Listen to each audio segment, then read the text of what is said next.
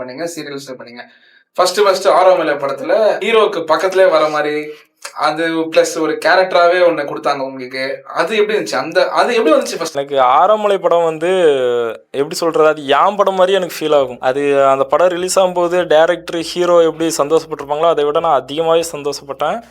ஏன்னா நான் first time வந்து கம்பெனி ஆர்டிஸ்டா ஆடிஷன்ல செலக்ட் ஆகி உள்ள போன படம் இது. கம்பெனி ஆர்டிஸ்ட்னா என்னது? கம்பெனி ஆர்டிஸ்ட்னா ஜூனியர் ஆர்டிஸ்ட் இருக்காங்கல்ல, ஆமா. அவங்களாம் கிரவுடு. ஆ. கம்பெனி ஆர்டிஸ்ட் எப்படி எடுப்பாங்கன்னா ஹீரோ கூட இருக்கிறத மாதிரி. ஓ. ஆமா. ஓ, இன்னொரு பிரிவுலாம் இருக்கா? ஆமா, நிறைய இருக்கு. ஜிம் பாய்ஸ் இருக்காங்க, ஜூனியர் ஆர்டிஸ்ட் இருக்காங்க, கேரக்டர் ஆர்டிஸ்ட், அந்த மாதிரி நிறைய இது இருக்கு. ஆமா. பட் எப்படி நீங்க வந்து ஆடிஷன் போய் செலக்ட் ஆனீங்க? ஆமா, அது வந்து ஆடிஷன் போய், ஏன்னா ஆடிஷன் வச்சிருக்காங்கன்னா அவங்களுக்கு ஏதாவது டைலாக் வரும்.